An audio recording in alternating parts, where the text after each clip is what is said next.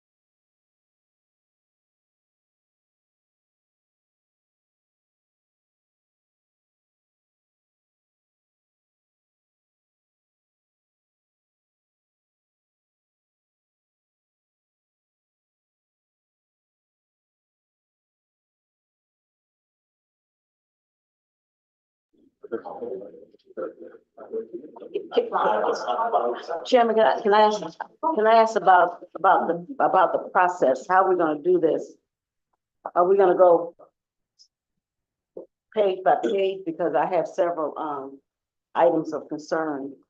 So, Stephanie's going to do the report.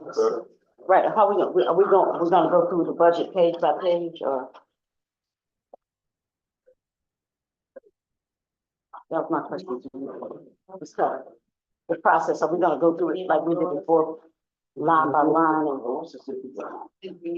We can do this. I was trying to do a reprint because the print that you all have, the copier, it's just messy. And I'm really not even comfortable with giving it to you all like that. If you glance through it, you can see where things are smeared. But I think at this point, that shouldn't be an issue. Don't over concern yourself about that, because we're gonna get it in its final form, right? We are, but There's that's something, just yes. it. I'm not comfortable. yeah, That's fine.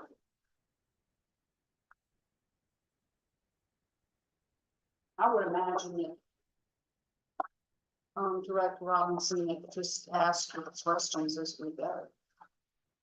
well, I think I'm just getting the answers right here next to you now. Okay, I'm gonna do a presentation Yes. and overview.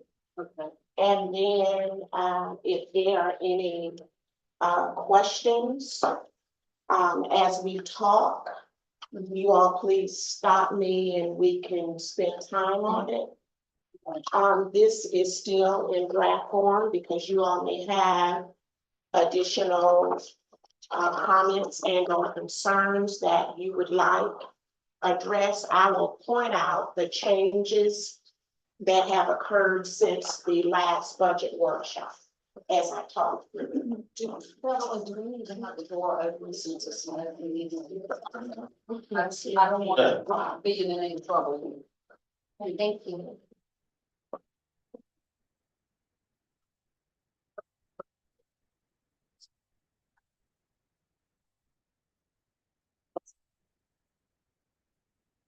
Would like to start the roll call for today's item? Yeah. Okay. Director Taylor? Not present. Director Adams? Not present. Director Lockett?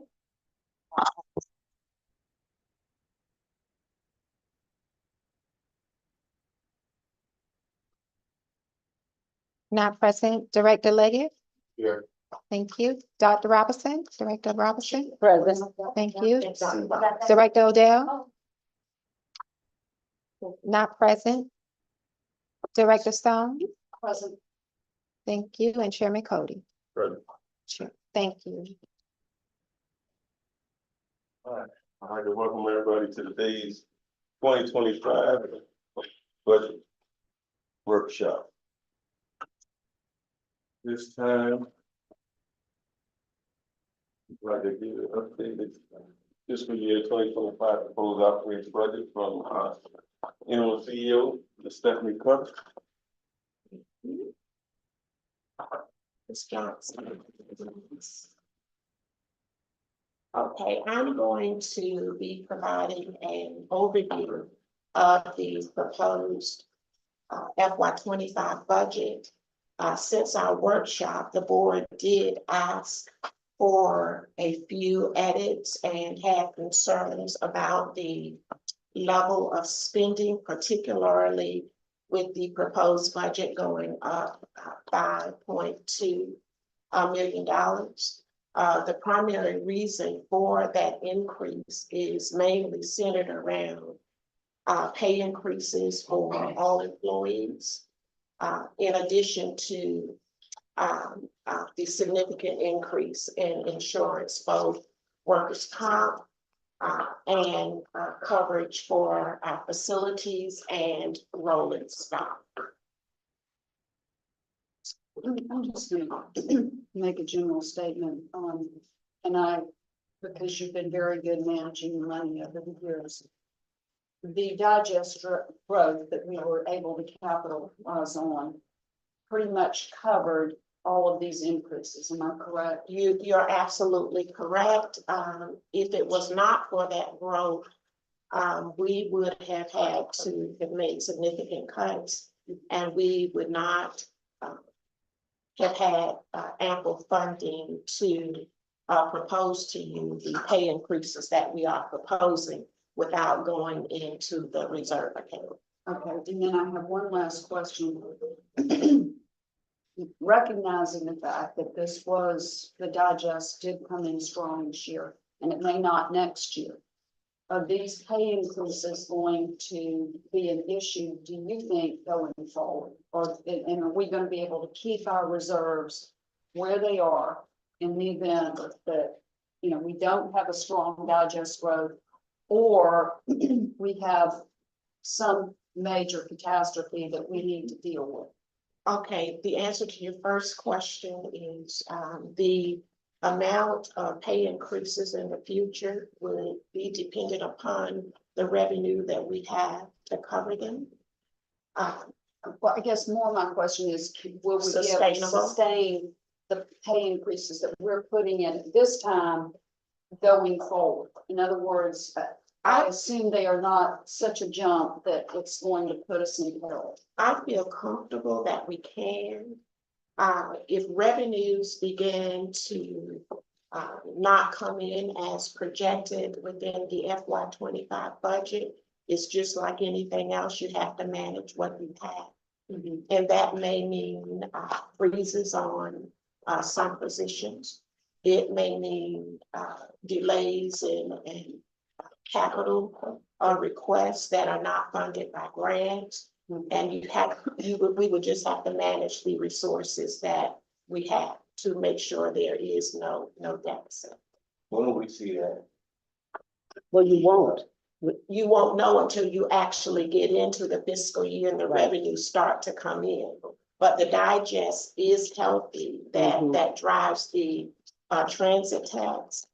We were projecting, I believe it was 14 million, and the new projection is a little over 16 million. because of the healthy growth. program. So that's in anything with this new projection that we can put into our reserves, we will do that, correct? Yes, as we talk through this, you'll notice once we went back and actually scrubbed the budget and delayed some things and looked at if the justifications were not strong to add administrative type positions, they were removed from the budget. In addition to that, you're gonna notice a healthy contingency of almost $1.6 million. You're gonna also notice in the FY 25 proposed $1 million towards the capital fund for bus refurbishment. Okay. So the budget is healthy. CAT's financials are very healthy right now, and we will keep them that way. So a lot of flexibility. Now, just because you have 1.6 million in contingency, that don't mean you need to spend it all. No, I agree with that. That means some may need to go in the investment account. Right. We don't know what's going to happen in terms of the cost assurance for the new ferries. We won't know until November exactly what that is. So a healthy contingency is really good. We received a call just this week concerned about the storms. We're just getting ready to enter into a contractual agreement with our insurance provider for our buildings and rolling stock and all of that. And they made contact to get a commitment to bind the proposal. But of course, I couldn't do that because I had not had board approval. And the intent was to discuss it at this meeting but they couldn't wait. So that insurance may even go up. So you always have to have a contingency just for things like that. Hopefully it doesn't, but That brings up a very good point. If you're ever in a predicament like that again, I mean, is there a way to, Mr. Chairman, poll the board members so that we don't lose that rate and that we're subject to an increase? well, the question came in late yesterday. I had to give a decision by noon today. And when I followed up to indicate what the past practice was in a situation like this, Mhm. I was informed that the entire board would need to agree on that, and it was way above. They only gave it less than 24 hours. Yes. It's because of the storm that's brewing. Yeah. But can I, yeah. What are we talking about? Well, and when you talk about the healthy or how healthy our finances are and our contingency funds and all this, and that digest and the sustainability, one of the things that I think should always be considered, we are in a very competitive market. And if we're gonna have drivers, if we're gonna keep this operation, we've got to be able to compete. Yes. And one of the things that we talked about was how can we make ourselves more attractive out there? And one of the things was we talked about the cost of living increase for our drivers. You know, and so I think those are the kind of things that we got to consider. I mean, you know, we can talk about saving money, we can talk, but we got to remain competitive. And that's why there's $4.2 million pay increases for FY 25. That's always in the forefront. Better competitive pay and benefits. So, That's always in the forefront. So, but does that include the cost of living increase that we asked for the union? Cost of living for union is included, and we are around the negotiating table. And I thought I responded to that. And one thing about how admin employees versus union employees, even in FY 25, what is being proposed is 5% for all employees.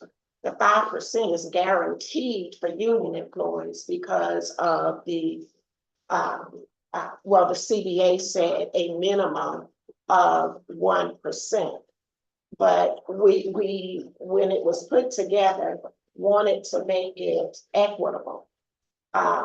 For non-union employees, it's a 3% cost of living plus a 2% merit. All administrative employee doesn't receive a 2% merit. But in this instance, if the board approves the 5%, the union will get 5%, where some admin employees will only get 3-4%. It's based on performance. The 2% is based on performance. So, and that's one thing that's always taken into consideration around the negotiation table. And you should build in flexibility if the market changes, if economics change. And that's why with the last union negotiation, we put a minimum and no limits on it so that we would be able to do whatever we could do because the environment is so competitive. And that's why we were able to move forward with what we're doing. And it's that way, it was that way for the 3 years of the contract period. When you put ceilings and you take away flexibility, it really can hinder you in the long run. It worked out very well, I think, this year. We are able to do more for employees in terms of benefits and pay. And that's where we are. That's why that number is so significant. So the 3% cost of living will happen. It's factored in, yes, ma'am. But Are they guaranteed 5% or You- just, Union, because I think that it should be the same as admin. They shouldn't get the 2% Right. for merit unless they earn the 2%. that's a union issue. But can it not be It negotiated should in be, absolutely. so that it's the same? When- If we give the 3%, then they gotta earn the 2% to get the 5. When it was brought up, the first year I was around the negotiation table. I asked that question. And everybody was against it. And that's why I need the board to understand. Everything is guaranteed to union employees, but not so much for administrative employees. And that just creates an inequity in itself. It can send the message to administrative employees that we don't care as much about them. But Ms. Cutter, let me ask a question though. Correct me if I'm wrong.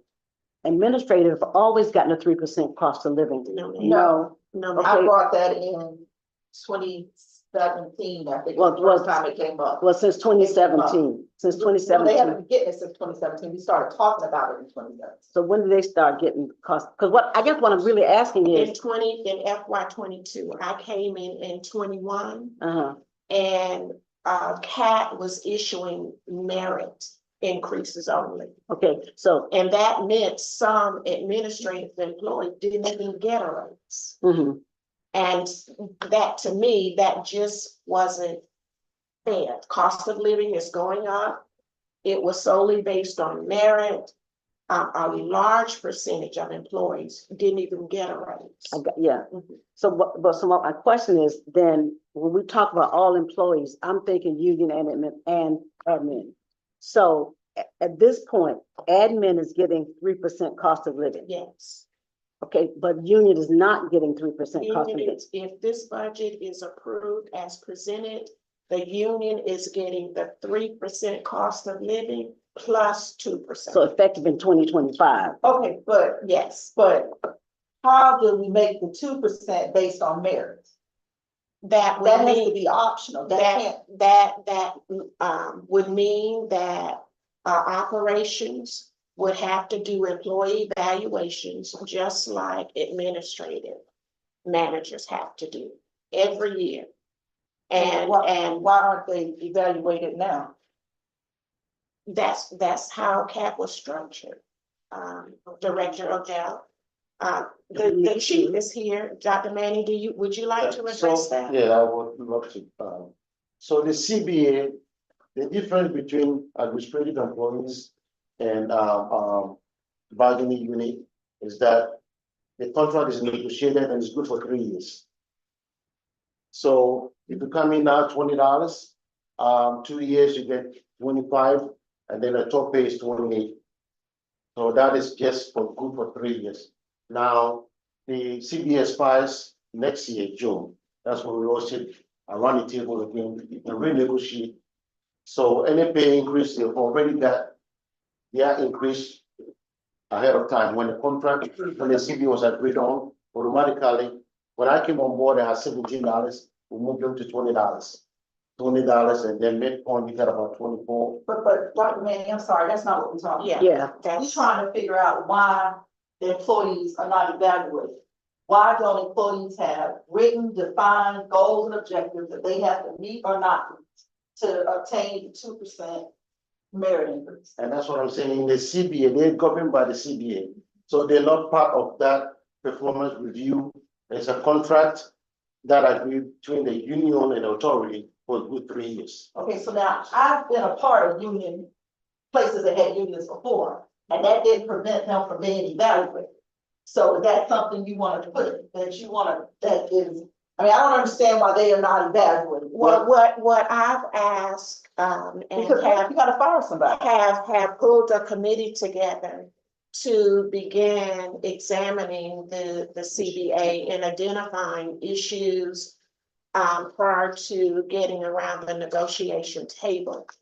The document is really obsolete and it does not address current conditions. That's been the the function of CAP for many, many years. And as times change, we have to change as well. And I've always stated that we are obligated to look out for the best interests of all employees.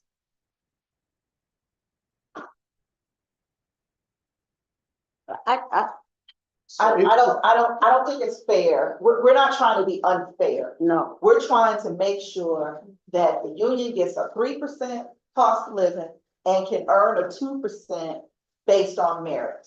We're not trying to give everybody I 5%. understand that, but it's a contract It's a document. contract, It's a contract document, but the contract document did allow flexibility. This last contract document, and that's why it was presented that way. The union employees received, on the operation side, maintenance, paratransit was different.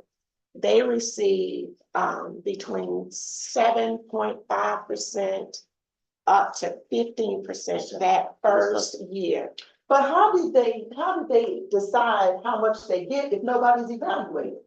So if I may explain that, it's an industry standard.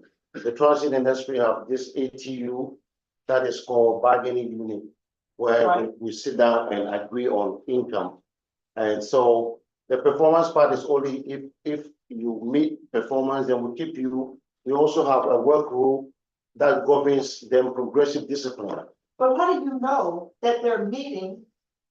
How do you know that if you're not evaluated? We do that, that's what I'm saying, we have a work No, rule that that's, governs them. that's not the type of evaluation Because she's it's- speaking of, Dr. Manning.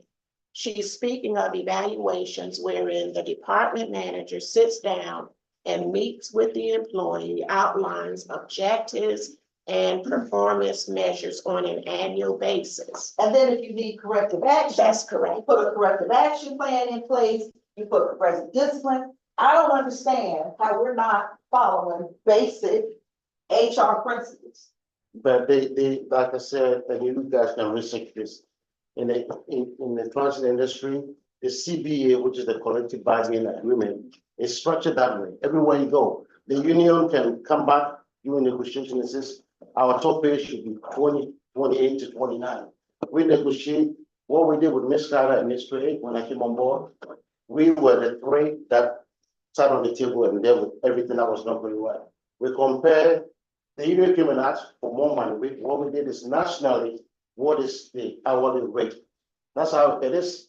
It's called CBA. So you can, they already have, once that negotiations agreed and signed into order, that's their income. well, we all right with the income part, that's, yeah, And we got a problem with the application. yeah, yeah. And I don't want us to approve a guaranteed 5% unless, well, nobody else is getting a guarantee. I don't want to approve. Well, a that's why guaranteed I 5%. was putting it on the table. And it's been a lot of conversation about, and I agree as it relates to competitive wages, but I also agree with equity.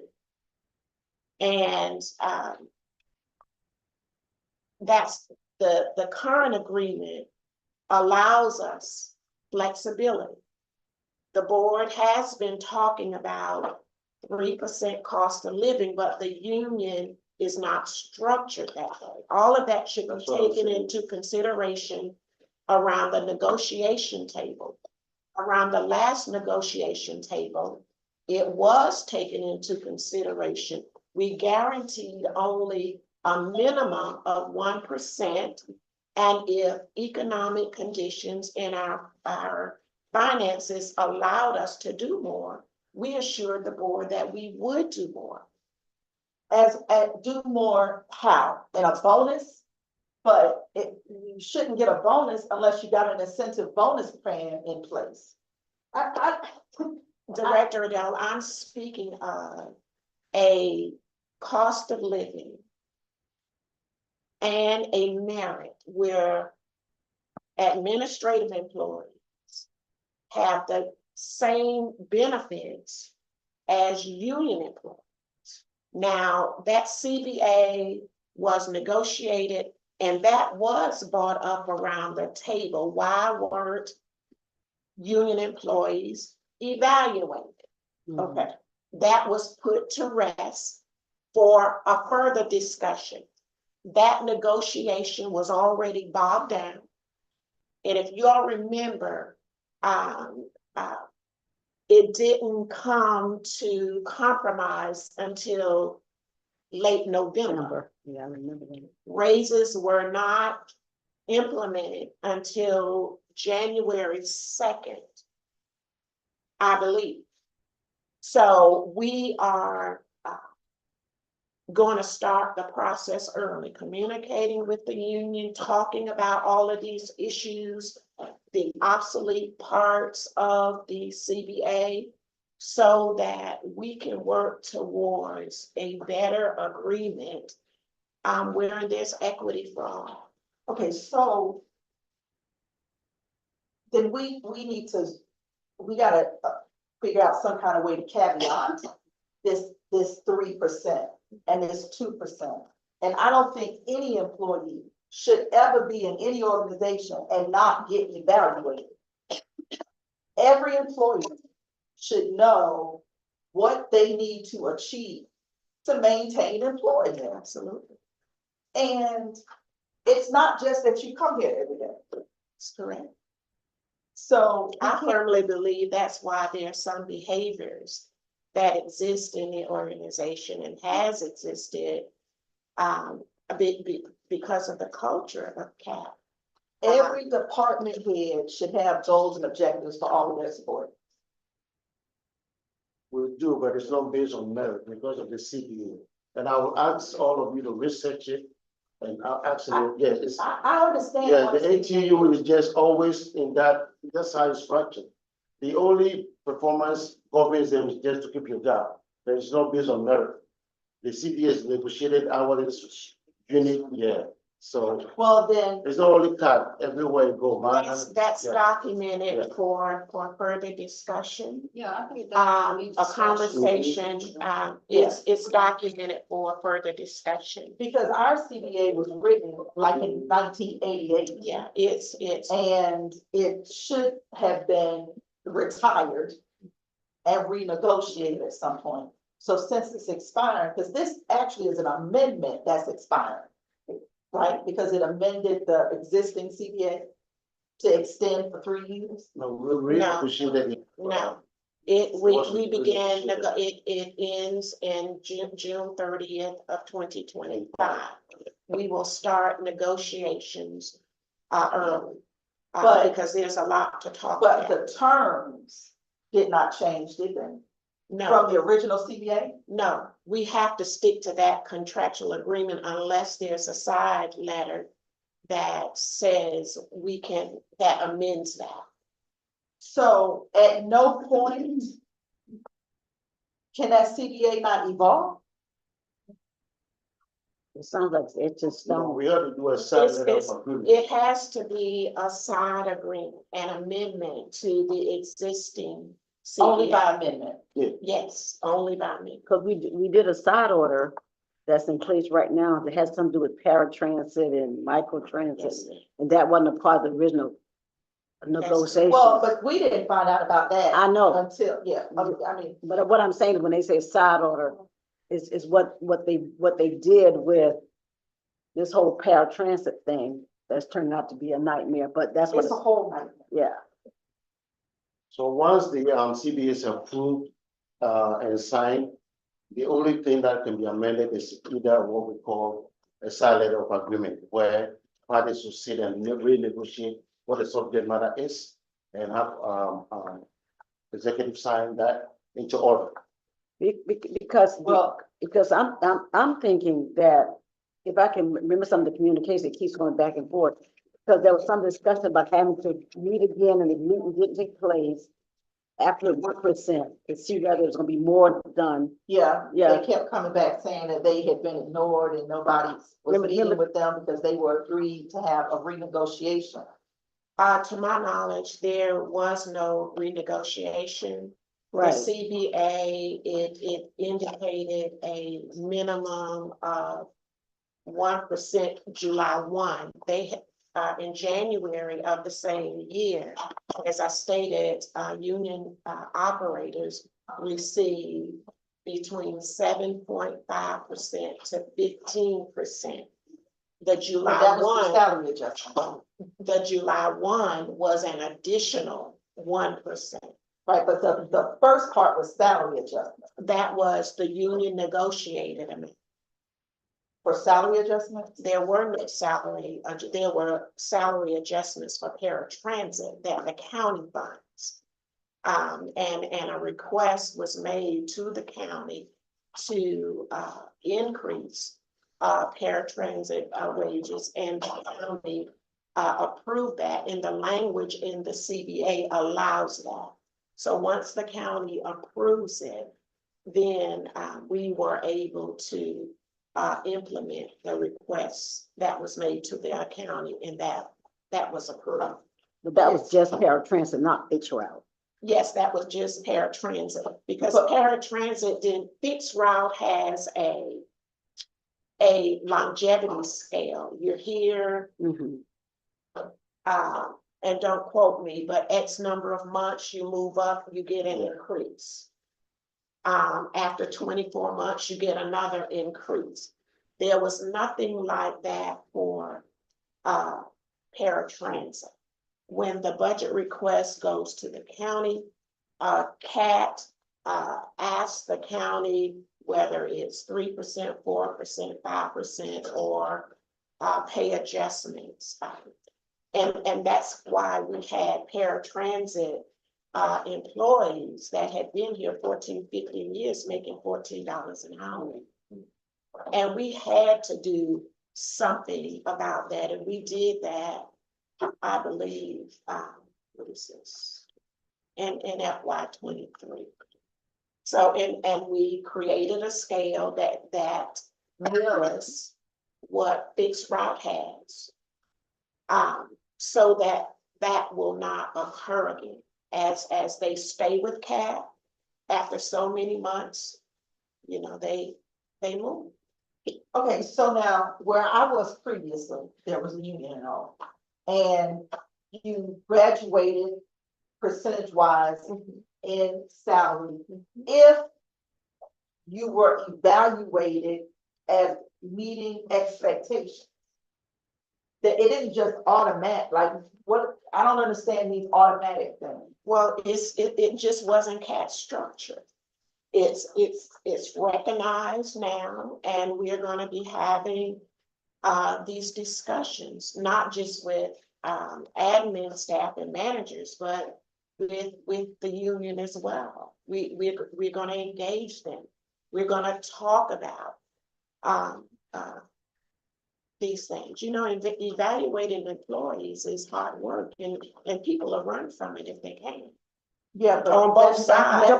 that's why they're department managers. You want Exactly. to be a department manager, you gotta Yes. wanna manage your people. That's Yeah. exactly right. Yeah, yeah. So, Like I said, we're not trying to be disadvantageous to any group of employees. That's correct. The goal is to have the 3% cost of living across the board, but nobody should be guaranteed a merit increase without merit being evaluated. And that's And I why, agree. you know, you have a proposed budget that allots money for equity. Everybody has an opportunity for 5%. I know, and in the administrative departments that I oversee, I clearly make sure employees know this is not a given. This is over and beyond. This is meeting and or not meeting. Meeting, you get your cost of living. Merit is for people that exceed, they're positive, they come around the table to help wherever they can. That's what she wants to raise. Yeah. That's Right, that's the exactly right. merit, that's the merit. That's yeah. exactly the right. merit. But some people, and I say this because since I've been here, I've realized that there has been many employees that did not receive, if it had not been for cost of living, they would not have received anything. Simply because managers did not evaluate and submit. Some may have deserved the merit. But so it's a lot that we need to work on, that we will be working on to ensure equity in all classes, for all classes of employees. I just have one question. We keep talking about evaluation.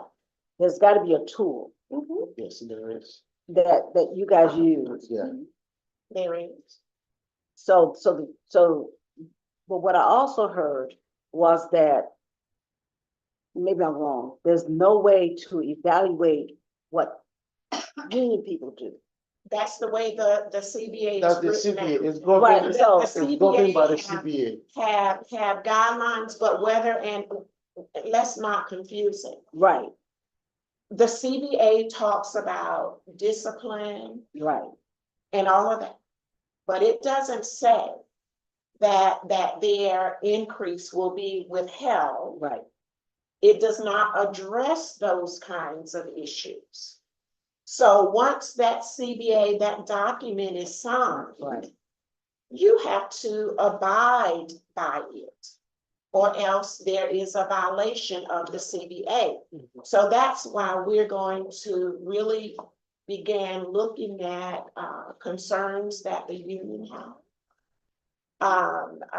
The overall concerns of management regarding that document, and work together to make it better and provide more equity across the board. Okay, If so it's gonna be worked on, that's good. If other agencies are not evaluating operators, and that's the industry standard, I don't know how we address. But So if I may explain it probably much better. So the CBA, every 3 years, the company meets with the union and negotiate income. That's all the income basis and anything. I'm not cutting you off, but I think what needs to happen, because we do have a budget to go through. Yeah, we But did. I think this is something that really has to be, 'cause I'm getting conflicting information, and I want us, when the question's asked, I want the question answered.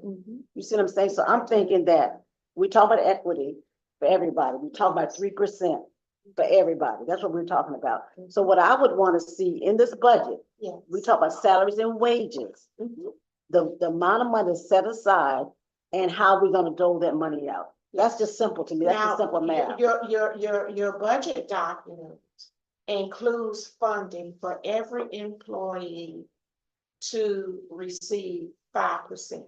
Union, Yeah, that's how Or not. that's how you do the budget. Uh-huh. Whatever the merit is, you add that to the you have to add it and be financially prepared to pay them. Now, And that goes back to your first question, Mr. Director Stone, about sustainability. We do this stuff, can we sustain it? And that's what's got me where I am now, because I am concerned about sustainability and in this competitive market. That, we gotta have the money. Balance. Yeah, yeah. there has to be a balance, and I'm really happy to hear that the board recognizes that and thinks about these things as well, because you're absolutely right. And when I'm examining things, I'd rather give a 3% versus a 4% if every employee will have a job next year. Right, Right, right. So- And we're trying to be fair, so that if 3% is going to, it should be across the board. my bread costs So- the same much Yeah. as everybody else's. So the goal is to be fair and equitable. Yes, And so if you're saying that you, and I'm sure you did the budget, with the estimation of 5% per every employee, That's exactly right. then that number is sufficient. And the only thing that I would question is whether or not you factored in, the contingency of having to increase it based on what the market will bear. There is a $1.6 million contingency in the FY 25 budget. It's there. We still have some question marks regarding insurance. It gives the board more flexibility, whether it's programmatic desires. I know one programmatic enhancement is these bus stops. So that allows us to move that program forward aggressively. But here again, I don't think we should bank on spending all of our contingency. I think the question that you all are asking about sustainability, you have to plan. That's why that reserve fund is there. And you should keep building on it, and be able to cover yourselves for X number of months. You don't want to start people out overpaying, and you can't sustain it, and then the next year you have to lay them off. It's not Yeah, urgent, you but don't wanna underpay, you don't wanna over. That's right. So you Balance. really have to, have some balance, and as managers and board of directors, we have to help employees to understand that. I always think of it as making an employee whole. Yes, It's about benefits and wages wherein they can afford some of the niceties of life, yes, just like everybody else. That's always in the forefront. Also in the forefront, I have to consider whether or not Chatham Area Transit Authority will be able to sustain it, because once you give it, you can't it's take hard to it's take hard to take back. away, right? So, we have to be mindful, and really this is good communication and discussion.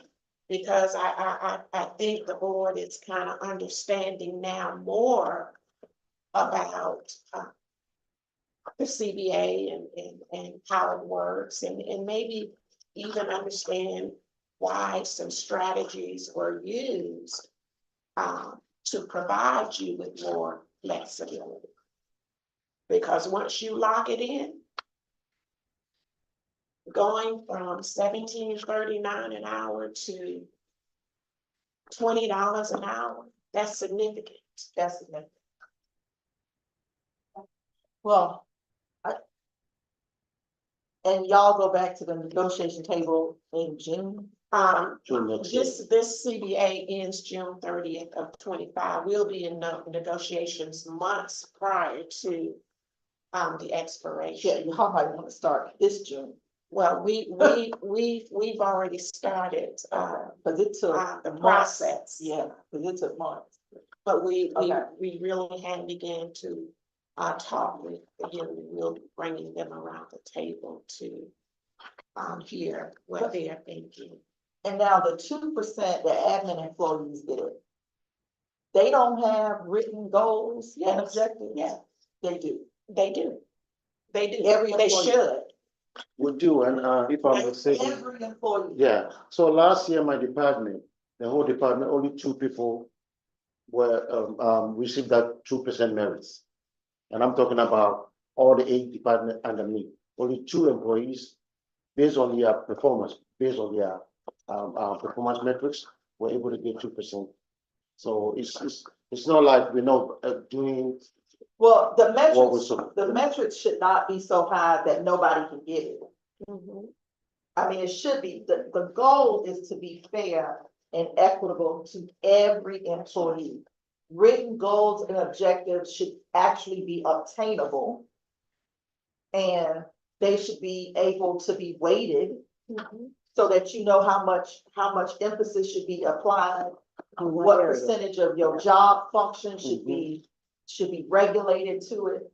And then, and also, you don't wait till the end of the year, No, knowing that an employee is not performing like they should, to tell them, That's you're right. not performing like you should, therefore you're not gonna get a merit increase. You have to talk and coach that should be employees continuous. continuously throughout the year to give Yeah. them an opportunity Yeah, because to do better and Yeah. earn the merit. because when the employee starts to listen. fall, they should be counseled that month. That's correct. And it should be a verbal counseling that is documented. If they're failing the second month, it should be a written counseling. And then they should start corrective action so that the employee can get retrained or, That's correct. but everything should be documented. And I feel like that's why we have problems when we get these lawsuits, Not enough documentation. not enough documentation. And You know, equitable not enough treatment. policy and procedure. You know, if staff needs the board to write a policy or a procedure, or they require for us to approve a policy or procedure that's been written by staff, then tell us. Yeah, absolutely. And we're having a good conversation here. Everybody don't follow policy. Well, And that's just the truth of the matter. yeah, but and- there's a and- remedy, there's a Yeah. remedy for that. Yeah, we should not be afraid to listen to this. We should. Yeah, I'm sorry, there's a remedy for not following policy. Come on. You can just not be here. You know, a lot, I'm not one to dance around issues. Right. That's just the fact. And we have to hold, and just like you all will hold me accountable, I have to hold the staff, not Yes. only reports to me, but to make sure that the managers are doing what they're supposed to do to Yes, bring employees along. And sometimes, they should not be managers in name. so we have a lot of work to do, and we've started working on that. Okay, And we are committed, the management team is committed as a team to really identify issues and bring forward strategies and policies for correction. okay. That's where, Dr. Robinson, you're good, I'm good. I mean, that's the goal. Yeah, I'm good. And that answers that question, yes. Can I ask on page 23 of the budget document?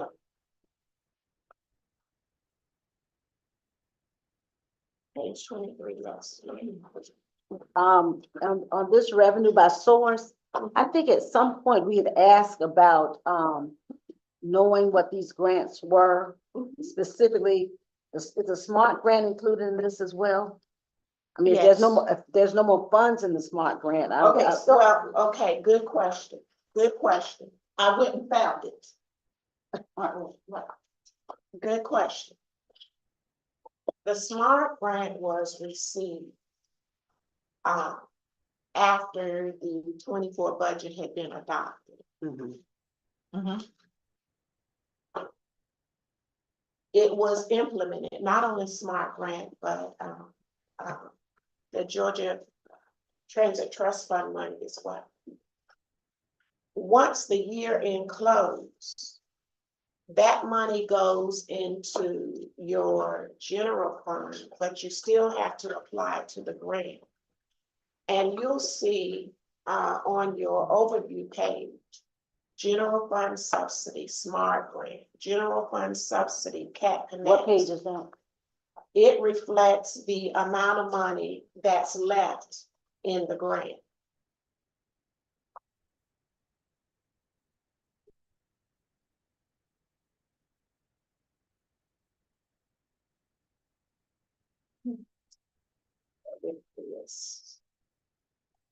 It's the table that I distributed in the public hearing during budget. Public hearing on Tuesday. 21. Okay.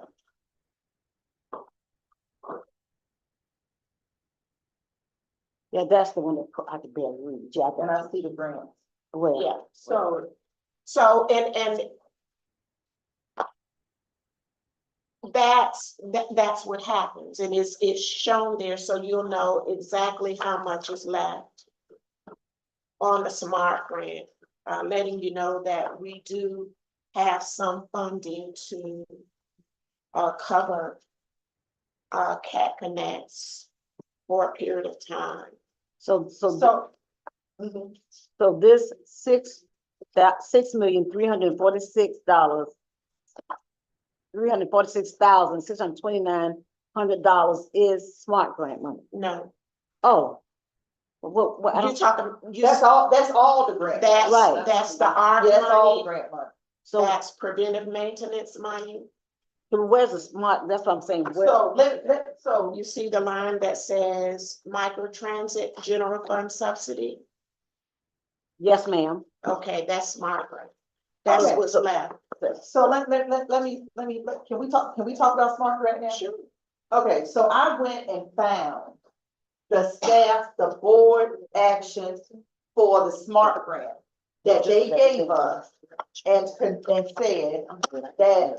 that when awarded, these funds will provide operating and capital assistance for 100% of the eligible costs. Right, It said 100%. When we started getting further along in the process, we started hearing that there was no money. And every time I brought it up, I was told I was confused. I didn't understand. I was told I was trying to confuse Chairman Ellis, because we started looking at it and it started being paratransit, microtransit, Cat Connect. Paratransit, like it was all one thing. And I said, it's really unfair to try to make microtransit be paratransit, because paratransit is demand responsive.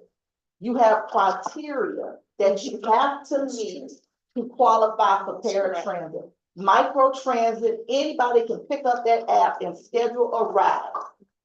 So I feel like staff deceived us with this, and they merged microtransit and paratransit, and it feels like they tried to sneak it into the county's budget. And when I say it, it looks like it's being mingled, it's looking for mingles. I was told, no, you don't understand. And then y'all separated it, and now that it's separated, we see that there is no money for microtransit. Director Adele, when the request to the county was submitted, it did talk about microtransit.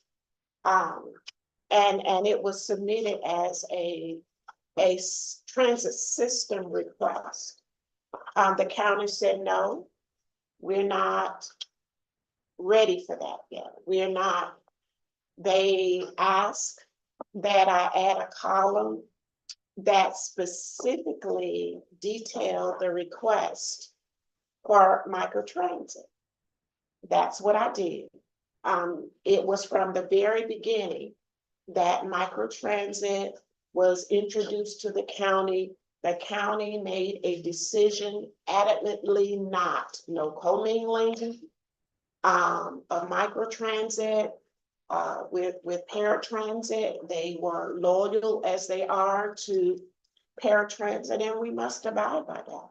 Now, I don't know what you just said, what the action item was, and I please ask, because we are working very hard to make sure everything is very transparent and honoring the commitment that was made to Chatham County. It's been, SMART grant is pretty much a planning grant. So And see, I understand why. we've obligated, well, It was, if it came in as a planning grant, and I'm not saying that you said this, and for most of the discussion, you were out on sick leave. For most of it. What's the date of that action item? This was November 15th. No, when Smart Grant was written, I was here, but that's not my area. No, I'm talking about when this came out and I started asking questions. Uh-huh, And then we moved over into this year. yes, ma'am, I got it. So, yeah, so, but this specifically says, and they had to know. They had to know that it wasn't for operating when they wrote the grant. Let me say this, Director Adele. Because of CAT, we do work as a team. And a lot of things, some things may not be clear. Or, but trust me, there is staff that pays attention. And will not, and of course advises the CEO, whomever sits in the seat, along the way. So that there is no confusion. And I ask, even until this day, we are being good stewards and ensuring that what CAT has committed to the county, the city, and this board, But we are following that. But the microtransit was prematurely launched. It should not have been launched because it did not have any it did not have any operating funds in the grant. It was prematurely launched. It was launched and presented as though it was a complete package. It was not. And we should go back to ground zero.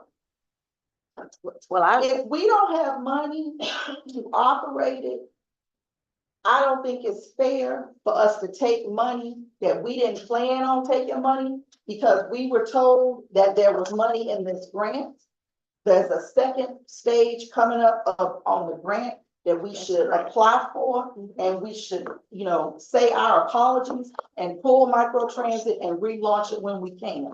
This is, Well, what the Director General, what the plan is to seek a budget revision. That was included as a part of stage 1 of the SMART grant. And it was mainly for administrative salaries. To seek authorization to reallocate those dollars for these 5 microtransit operators that the board approved just recently. So is there and- separate staff, admin staff required to manage this grant? Why would we? No, have- we still have to manage the grant. We still have to do that. So that administrative amount that you're going to reallocate, that would have paid whose salary? It paid a portion of my salary, the planning chief's salary, the operating chief's salary, the CEO's salary, the board administrator's salary, the IT, and out of the SMART grant? Why a would? small portion, it has to be managed. Yes, that's what was submitted. Right, as but, part of but, the but original you budget. manage all the grants. I'm just telling you how it works. It It may not be, and let's not convolute the SMART grant. Okay. It was a budget submitted along with the grant package that included equipment, management, partnerships with Georgia Tech and Savannah Tech to move the grant to develop and test a microtransit program. Mhm. And so how I'm is not how is saying- the app? How is the app? Yeah, is it working? Well, I will answer that. The app is not to my expectation. I think that, so we have an application in place No, but is the app working? Yes or no? Is what the Well, question. so right now, the app works, you can load an app But down. is it working to your expectation that would make what we're trying to do work? So we are. You can have an app, you can So have an app that's So possibly the working. purpose of the grant is to test a prototype. And so there are different elements of the app. There's certain elements of the app that have met the expectations of the prototype. So certain elements of an app that still need to be worked on, and our partner, Georgia Tech, is making those amendments. Once those amendments have been made, we will have an opportunity to test those elements of the application. So we're still in the planning phase. It's always, it's a The whole thing prototype, is a pilot. yeah. Well, I'm Yeah, gonna, it was prematurely launched. yeah, I'm gonna direct my comments to, the interim CEO. If you, Ms. Cutter, Yes.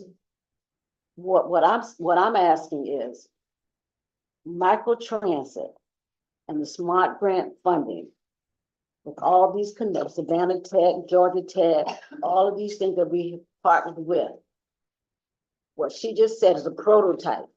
So if you got a prototype of a planning stage, then why do we have a full-fledged microtransit launch?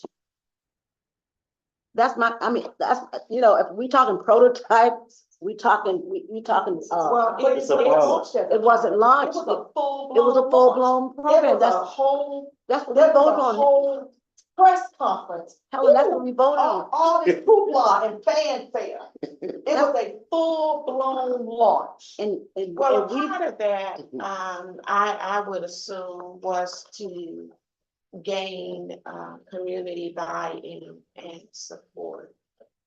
Now, I'm not saying we didn't miss some steps, maybe we did. But the thing is now, we've made a commitment to the Department of Transportation.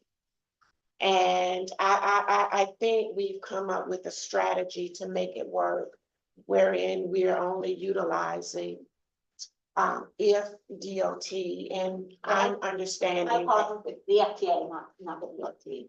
it's not Department of Transportation. Oh, that's an umbrella of the. Yeah, that's what the grant application says, DOT. So, I think we have a good strategy to make it work with utilizing only those funds.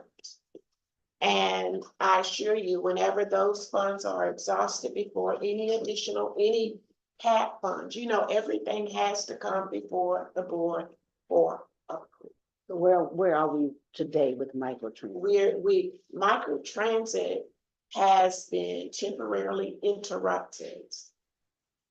That's good. Until we can figure things out. Let me say that. Okay. And it will stay interrupted until we actually have drivers in place that does not violate our commitment to our agreement with Chattanooga. For paratransit, Correct. because those people. That agreement is already in place, that program is already launched Paratransit, and paratransit. okay. And when we have enough drivers, it works well. Let's not mess that up so people can start complaining and not get the doctor's appointments because we look horrible when somebody can't go get dialysis. We understand. And I just want to be with the term, the service is currently interrupted. Microtransit. Right, so I want to be clear on what that means. That means that currently we are in the process of recruiting microtransit drivers So to be a part of that pilot program. so we're not running any microtransit. Not at vehicles. this point. So now are we It's been telling them, temporarily interrupted. it's a pilot program? Yes, from day one. It's okay, it's a pilot program, Yes, so you are not guaranteed if the pilot doesn't work, then it doesn't work. it's a pilot program. Okay, And if it's in stage 2, that's where we anticipate funding coming from to For operations. support operations. Yes. and that's in the fall?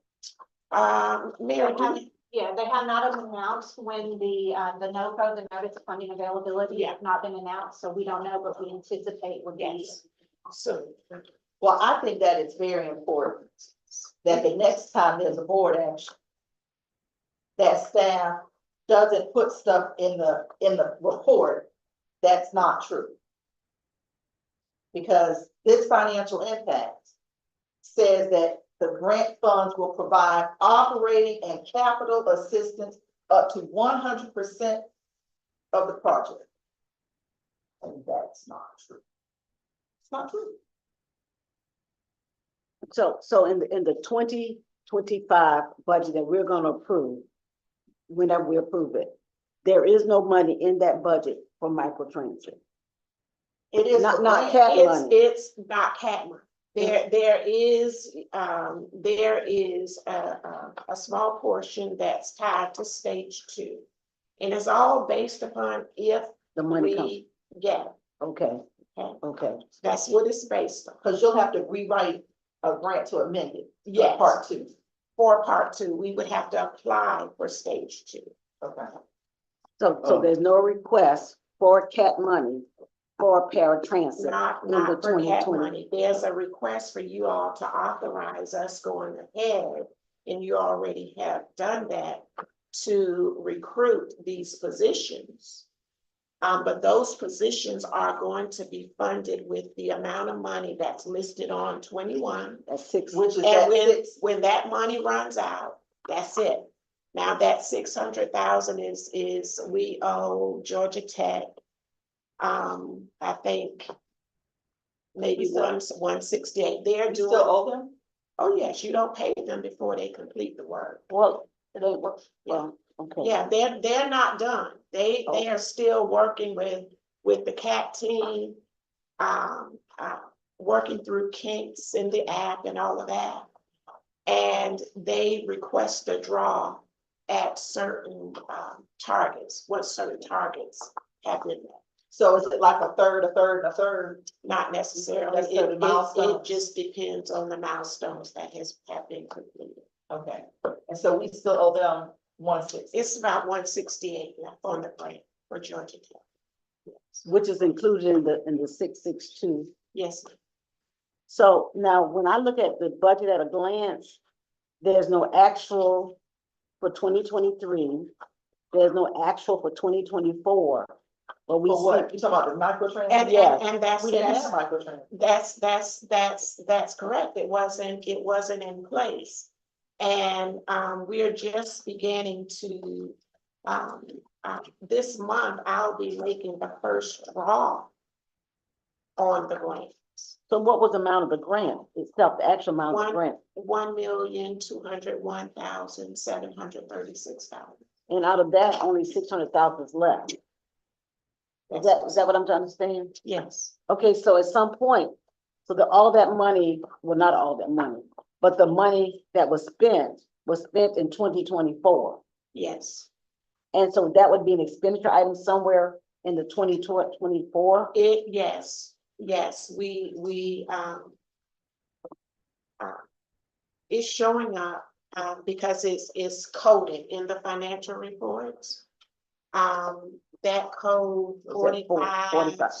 something, Okay. that's a smart grant code. That's how we track it. Mhm. So anytime I. Now, remember, when the board approves grants, typically grants are on a reimbursement basis. They don't give you money up front. Okay, Right. So CAT has to pay, and then we submit for reimbursement. I will be submitting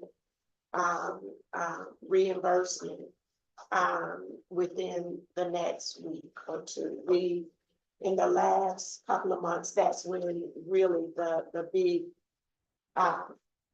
expenses have occurred when I was out on medical. So I'll be working to draw down those monies to reimburse CAT.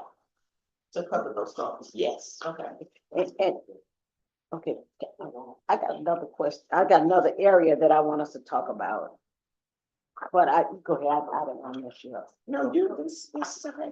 Just go with finish with the presentation and we'll come back. Yeah. Okay.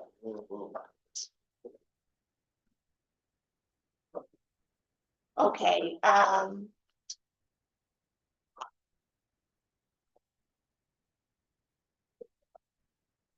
Now, presentation, I said this. can you follow me by page or?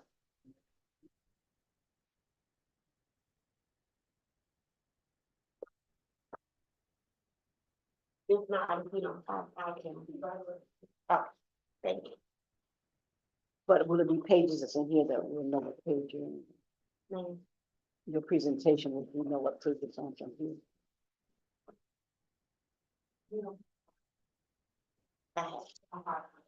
Oh, no, okay, now I was wondering, if it was already in here. Oh, okay, This is okay, it, Dr. gotcha. Okay.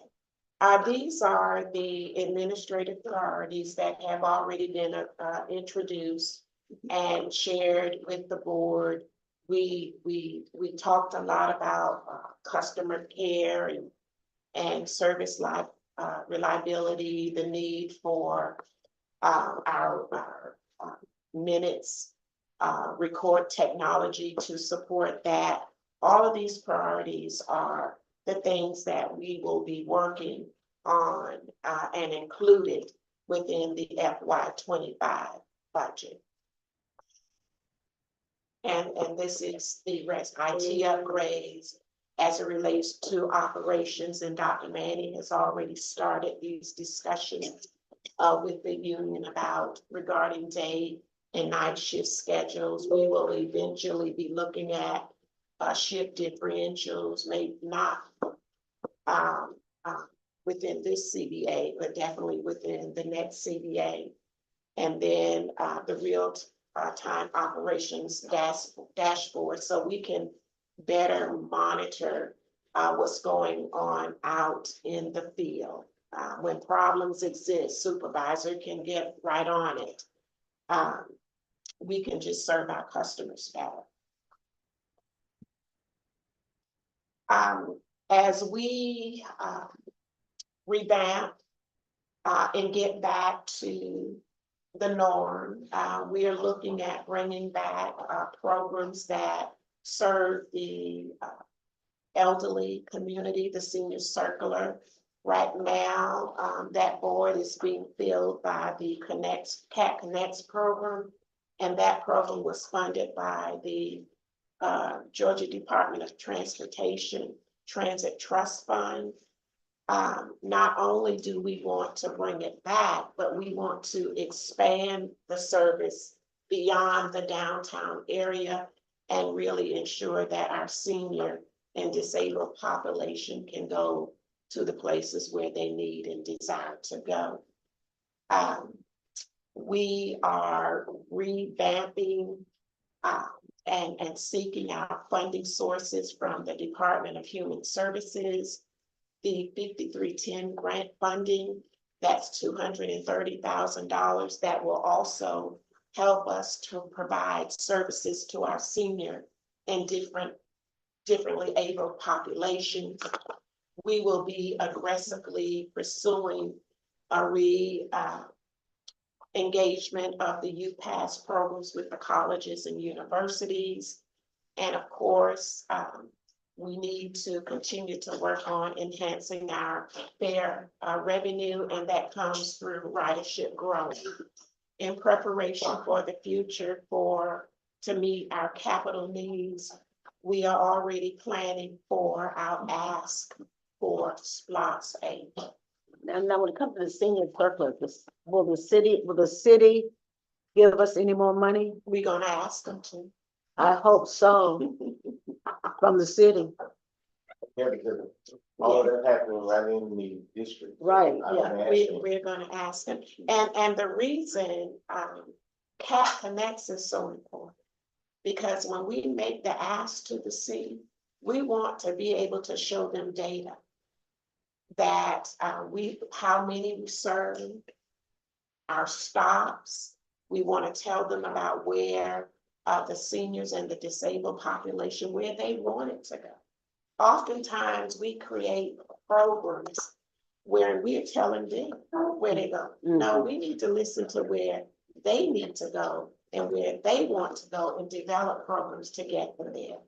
So Cat Connects was really the pilot to help us gather data. So when we go back to the city for that request, we actually have data to show them that it's good, it works, our seniors, they're happy.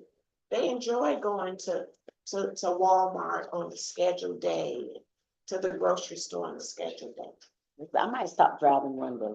Hey, that's all they wanted to talk about in the neighborhood meeting at Rosa Sharon, at Williamsport. There you go. Those places, that's all they wanted to talk about. I mean, everything else was okay in the neighborhood when you can get to see circular back. Mhm. So you gotta put it out there. All you need is 5. Money and grace. Yeah, the ask is key. Okay, we briefly talked about the transit tax revenue, and it's coming in, really well above original projections, and also the revenue from the service expansion that's helping us to meet our transportation obligations. The issues on the expense side, of course, right now, we are at a little over $1 million in terms of insurance cost increase, and the breakdown by category is listed here on the slide. The competitive pay and benefits is projected at 4.2 million. And it includes the components that we talked about. And then, of course, we are still struggling with our local match to meet our capital needs. We still have about 1.5 years to go on SPLOST 7, and those dollars are already obligated. So our chief planning manager, she's gonna really focus on getting us some grant money in so that we can replace our aging fleet. This is the operating budget at a glance. As you can see, the operating proposed FY25 budget is $37,058,045. Expenditures are the same. As I mentioned earlier, the contingency as proposed is $1,598,322 with a capital contribution of $1 million. The operating expenses are outlined accordingly. Let me ask you, in addition to insurance, which the insurance is in the administration? Yes, Okay, yes. so in addition to insurance, Insurance, the bulk of it is in administration. There's some in marine services. okay, so we know that insurance went up. Yes. So of the remainder of that $7-8 million that we added, well, that we added from the 31. So we went Under from 31, administration. we went from 31 to 37 Mhm, million.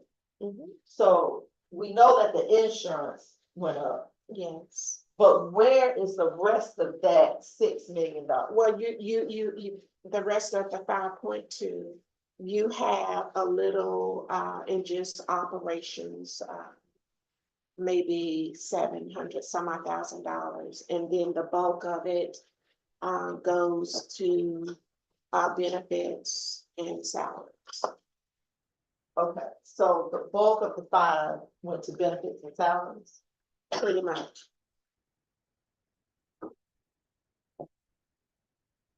And is that because we're more closely to being fully staffed? Closer to being fully staffed. Is the, okay, that would make some sense. That's right. That That's would make correct. sense. Okay. So, Now, when you look at that number compares to the actual, that's where the, why the expenses are less. But when you compare the budget number was budgeted at full staff, except for a vacancy factor that was associated with fixed route and maintenance, because that's Pretty much, and that's a balancing strategy when you can use that. Are we talking about for FY 24? Yes, Okay, so for FY 25, they're asking for, is it 16 new positions? It's 5 paratransit. we were initially asking for 21 new positions. We are now, what's included in the budget is 18 positions. Okay, of the bulk of those 18 positions, how many are drivers? There are no new operator positions. We haven't filled the ones we have. And operations hasn't, they did not request now. They requested a few positions, but the justification was not solid. Okay, so the 18 positions are administrative? No, you have, well, yes, you have, 4 security. Okay. You have, a DEI coordinator. That's already And hired though, right? it's, Yeah, no, you let's- have Yeah, what page is that? I looked at it, but I flipped back. you have a DEI officer, a coordinator will be there to With assist. his assistant? Yeah, Okay. you, in the appendix of the document, What page? 119, Oh, sorry, somewhere else. yeah, that's in the back. It kind of highlights the new positions. 119 is missing. You don't have 119. Nope, I got it. You sure you don't have it? I got 118. And 119 says this page intentionally left blank. Okay, that's not the updated version, and that's why I wanted to. I got pull. 2 in 1, so I forgot about that. So, but Okay, so Hold on. let's talk about these new positions. Because Well, hold on. we need to decide if we're gonna vote for. sure, So do they did job descriptions and justifications for these new positions? Now, I believe the security office, Sam, did a whole presentation on his a couple of months ago. That's still pretty much the same? well, the ask is the same, the additional officers is to provide security for the ferries. In which at one time, we did not have, security for ferries, but this will help us to address that need. In addition to security at both Cat Central and at the ITC. Okay, so he only wants that one position. No, Which it's is a full-time. 4 security positions. There's 4 security positions. Yeah. But, it looks like only one of them is new. The other 2 are already established positions. If At that's the the bottom, it case, says 4. It says 4 at, yeah. at the Under very bottom. Security, risk and safety, 4 more, okay. yes. But now, when we look at this chart. Where you at the top? No, just this, when I look at the entire chart, anything that's marked, that's not marked new, currently exists. Is that correct? That's correct. Okay, so my question is, I see the DEI EEO officer. That's a coordinator. I need to update that. That's a coordinator. That's a coordinator.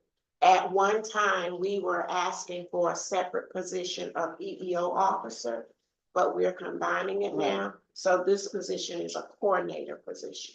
Okay, so now where is the existing position that, That's DEI officer. He's the DEI officer. So you're gonna add another line item. This change title would be changed to DEI, EEO coordinator but Well, it's, what's the guy we already got? What is he? officer. So, where is he? This person will work with him to Right, help but we him don't- but manage he- the. but he's not on there. Right, it's the old position. He was, let me see where he is. He's under administrative and support services Where's that? on the next page. And that position will be moving to Okay, the chief's office because of federal requirement that it reports directly to the CEO. So now is this coordinator going over into administrative and support? No, the officer is coming over to executive, And then the coordinator is, remains where he is. They work together, are they here?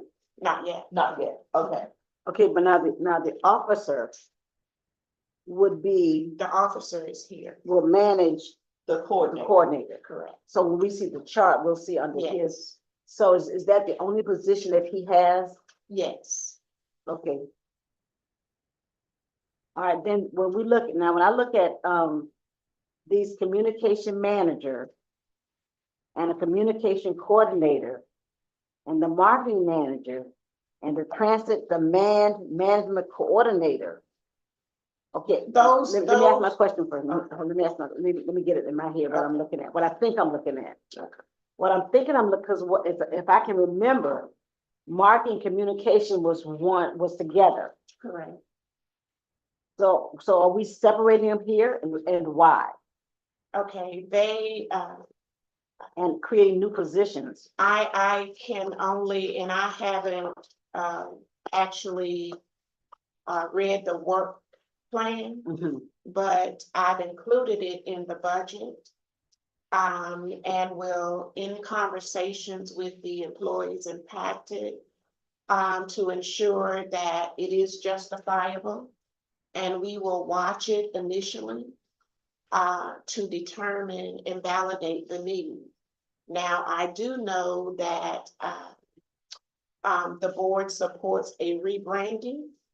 And that's a major project that will be assigned to the, marketing manager. And the marketing manager will have that transit demand coordinator as, their support, person. Oh, Now- wait, that's not the person managing the dashboard? Which dashboard are you? The, The one that operations Is is built. asking yeah, for? that's No. Oh, what did they do? And Where's Madison? Madison, would you like to talk on that? what, before you start, what I'm concerned about is we create these positions and these folk once the branding is done and whatever that tedious work is, what is this person be doing all day? Let me say this, let me say this. And I ask that you all show me some grace here, because these programs are new to me. And that's why July 1, we're not jumping in and hiring people. I am in communication with staff, have not had an opportunity to sit down with Mr. Williams there simply because, he was out ill when we had our meeting. So we are really gonna vet this. Don't think now, during this interim period, I'm just gonna, I just don't work like that. It has to be a need. I know the rebranding, that's something that the board wanted, but that's not forever. Right. Realize that. Right. So it has to be a developed work program, not just for one project, Mhm. not just for one project. I'm meeting with involved staff to get clarity on, okay, tell me what you actually do. What does your workday looks like every day? What do you need help with? These are the conversations we are having now. But it's included in the budget, so when we get to that point, we will move forward. And of course, as the program is developed, and I understand that a programmatic piece has already been submitted to Mr. Massimo. I just haven't reviewed it as of yet. So that's how we're gonna work it. We're I don't believe in duplication. Mhm. okay. If there's a need, I believe in filling it, but I definitely don't believe in duplication. And I don't believe in filling positions because someone else is just not doing their job. Okay, Okay, so we're having really good conversations. So this communications coordinator, is that a social media person? That person, if the other program, comes into fruition, then that will leave our current PIO person with no support. So they will have to have support in order for her to fulfill the essential functions of her job duties. One So- person just cannot handle that. So is that like a marketing services person? That's Or would that person actually be doing the communication? doing That person communications, would. following up, and participating when text alerts come in. We are making some changes as to how text alerts are going to be managed and handling, and she's going to be instrumental in that. Managers are going to be instrumental in that. Service quality is going to be instrumental in that. Okay. So it's kind of, new approaches. Some that were currently underway, we are just moving forward to enhance our follow-up with our customers. now, PIO is a public information officer. Yes. Okay, now let me ask you this. As a possibility. If you hired one new position, could that position support both communication and marketing? Now, I don't know who report, okay, as it currently structured now, who reports to who? The marketing manager reports to the PIO Okay, officer. okay, And those are the things we're talking through now. Those not only for that division, but for all divisions as to how we work better connectively. Yeah. Wherein we are weeding out duplication, that saves you money, yeah. where we can fund raises and. Because what I'm hearing is that if you need another person or persons, I'm thinking instead of two people new, you might want to consider one new position that would assist the communication manager and the marketing manager. They're both managers, but they're both managers. That would be a marketing services person, Yeah, but these titles are both Well, managers. sometimes it's difficult, one person reporting to two bosses. that. But that's what I'm saying, that would be hard. So that's why we're talking through it now Yeah. before there are any, postings, working through job descriptions, kind of talking through, Yeah, because we have to make sure the voids are filled. Yeah, because you can't have two managers. You, that well, you can. just. No, I'm saying not one, if we're structured now, the communication, the PIO title is what? Manager, PIO officer. officer. Then So the this mark, communications manager is you. No, Who's the communications manager? Mr. Williams. who's Mr. Who's Williams? that? No. If I may, the communications manager that you see on there, that title just wasn't updated. As you were seeing the other documents, there was a public information officer, and that just specific title wasn't updated to the officer title. So in this sense, communications manager here is me, the title is not updated to PIO, Okay, so that just has to be updated.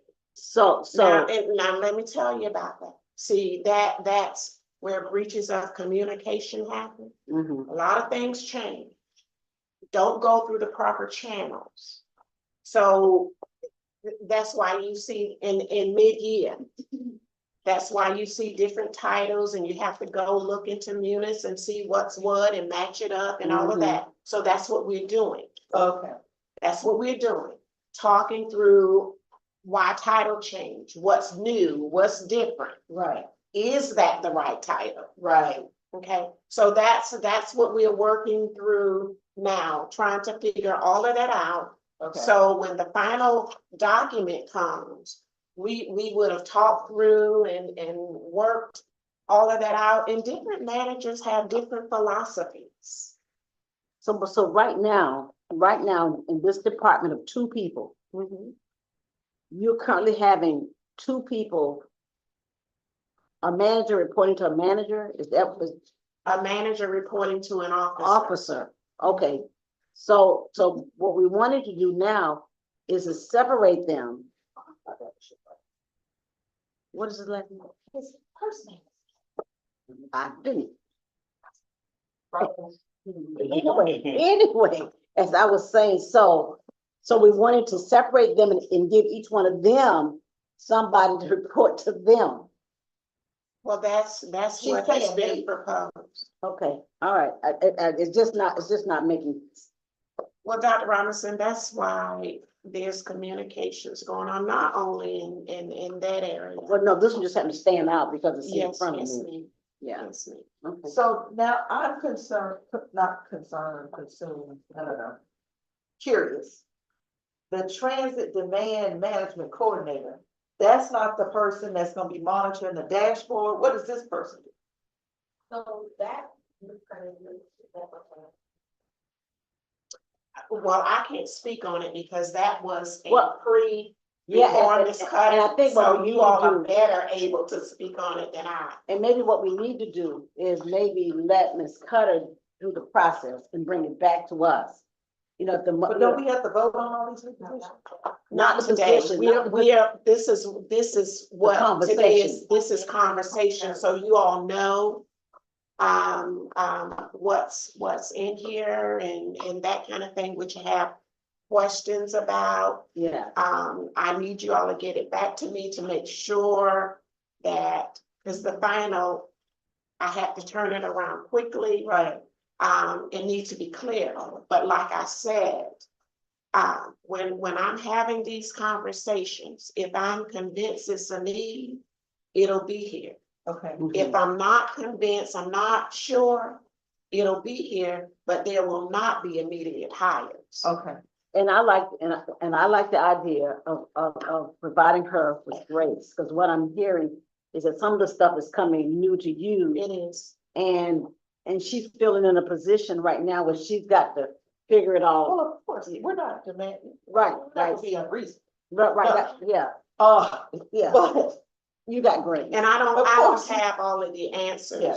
right. Right now, but I'm trying, we are working together in talking, to get a grasp on everything.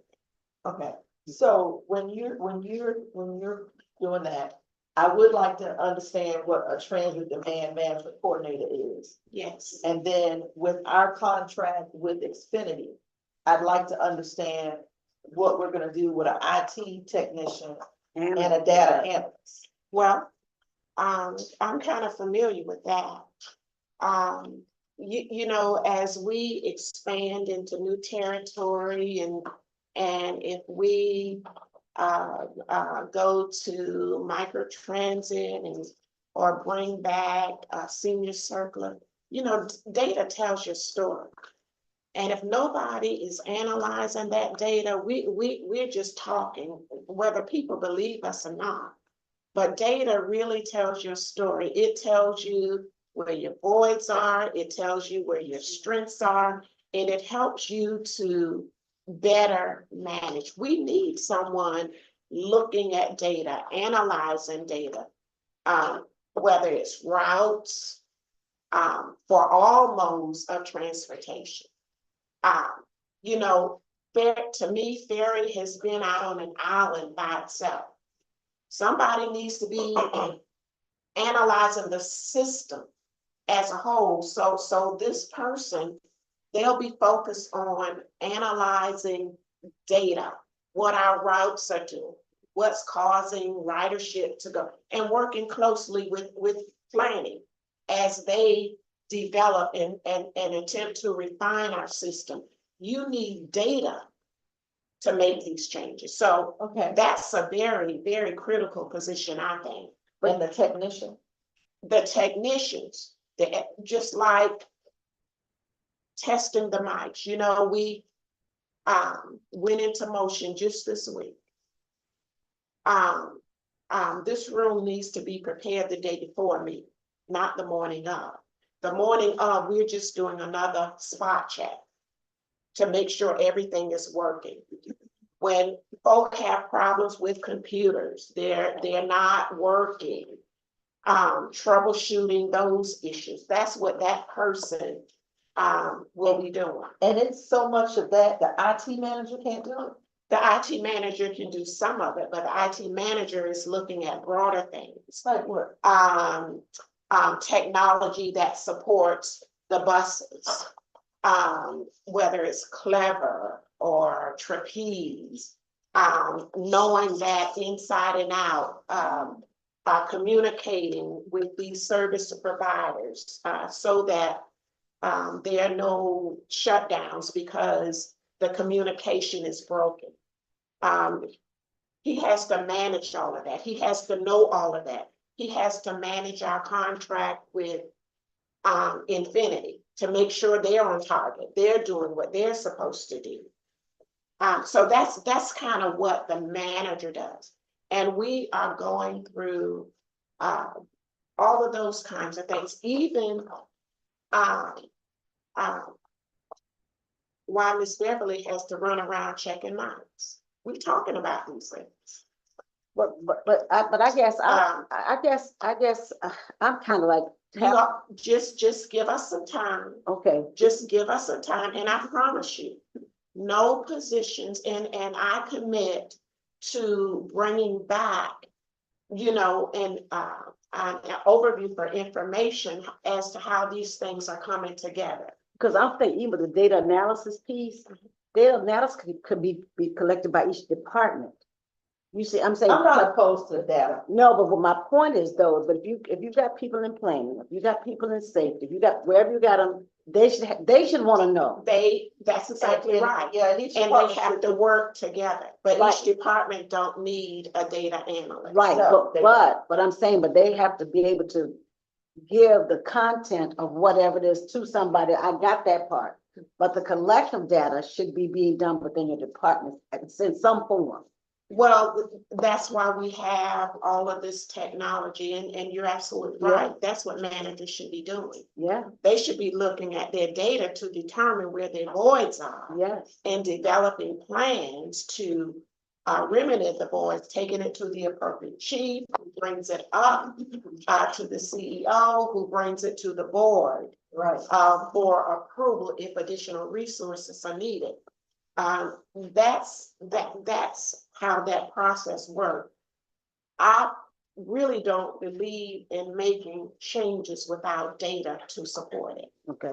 Because I'm thinking, even with some new positions and you say, I just don't want you to have a bunch of folk working around here with nothing to do because they've already finished a task. Because we don't have clear job descriptions and other duties assigned. You have people say, well, that's not my job. And then you got them walking and doing nothing. That's why I'm just opposed to anything that's not verified, justified, Understand.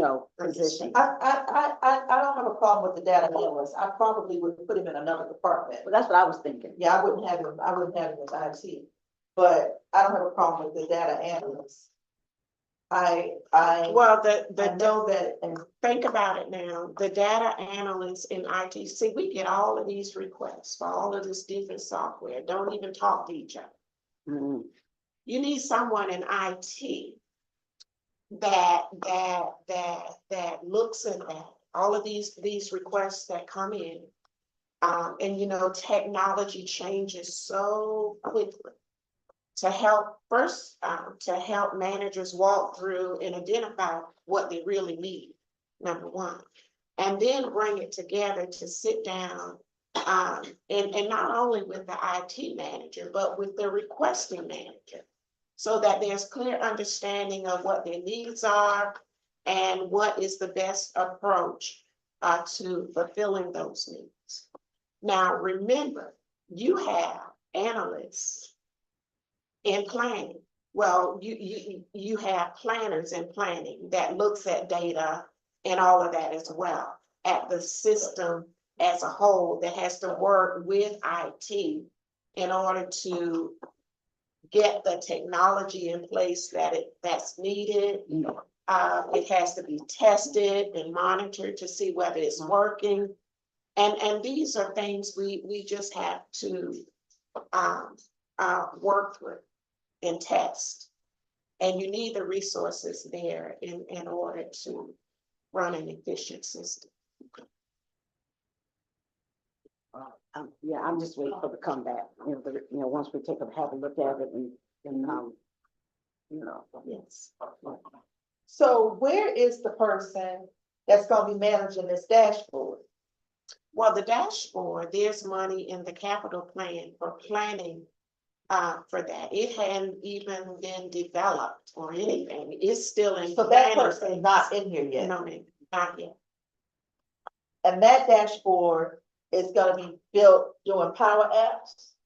And So how I sent you the whole, follow, the dashboard program. Oh, you did? What, yes. You sent what- that to the board? I sent it to Director Odell when, and, they, dashboard, Miss Carter, you was CC on it, so was Miss Faye. I spent almost 2 days just analyzing it and, Beverly put it all together in a template that the board requested. I can send it to you. Oh, it was a board request. Yeah. Okay. And it defines what the dashboard is for and what the And how it's need gonna be is. built? Yeah, Okay, And there is funding And I'll- for planning and. for the dashboard? Yes, ma'am. so in agreement with To all our define. system, share information where currently what we're doing here, which I've said it from day one, people calling other department for information, there's no share. The dashboard will just offset all that, so will be, some of the information will be restricted. And it's all in there, Beverly put it on the template that the board requested. And same thing. but I thought Munis was a. Remember my dashboard, It is. the project, the We project? just, Yeah, the project, yeah, I call it a project. maximize it. Cause And we're working on that, Yeah. and training to maximize every available resource that we currently have. cause see, we have Munis, and Munis is powerful, but Oh, yeah, it is. we've always underutilized Munis. Not just, and then just start, That's good. but I'm glad you're taking a look at what we need to be doing, cause the system is in place, and we need to use it. Yeah, it's all about integration.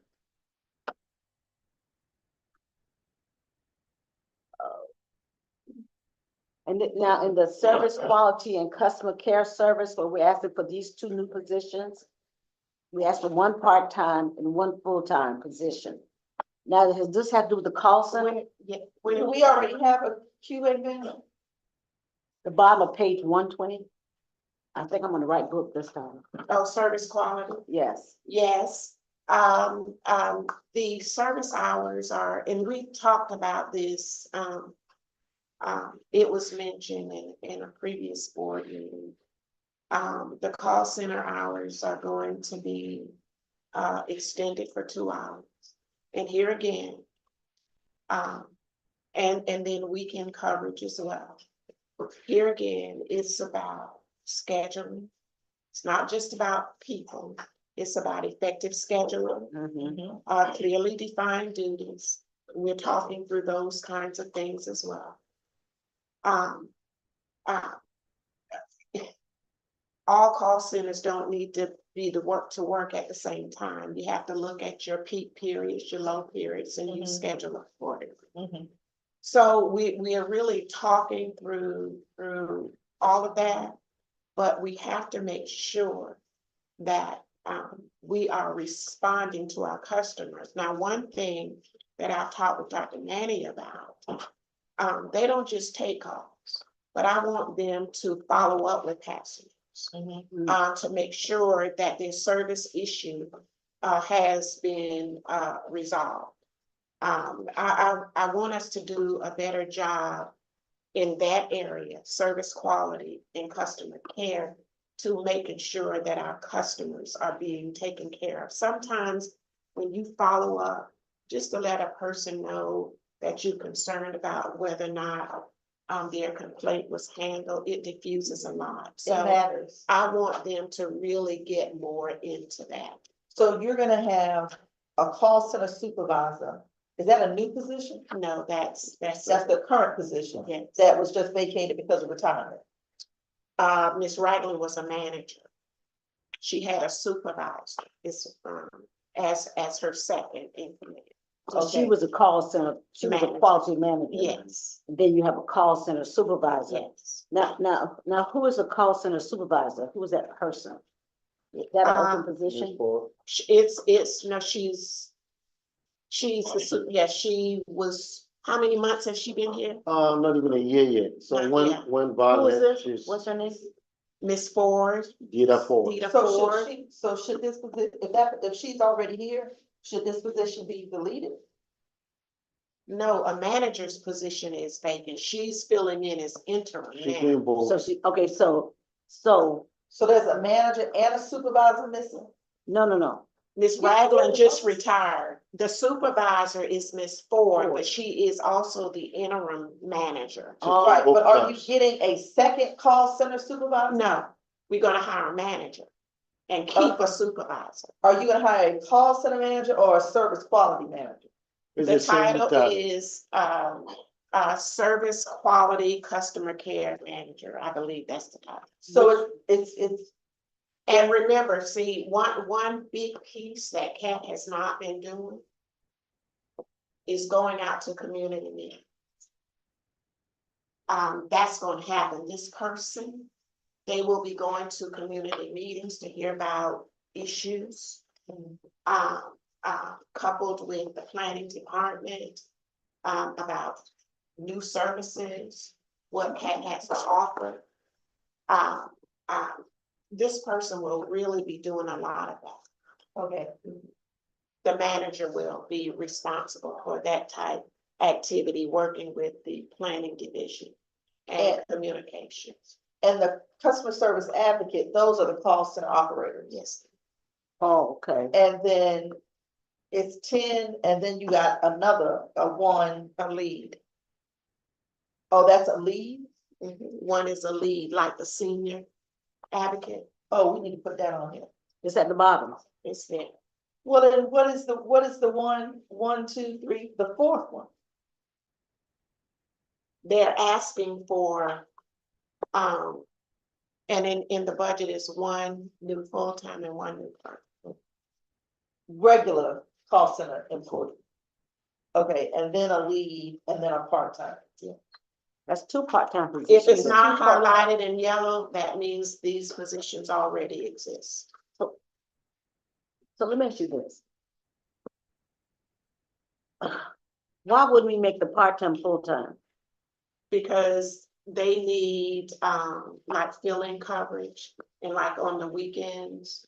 And that was a fluke that occurred. And I can answer that if you no, want. I can answer that because I was here when that happened. They overhired.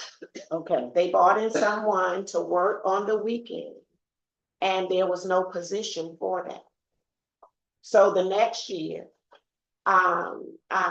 it was properly included in the budget. That's what happened. They had no part-time positions.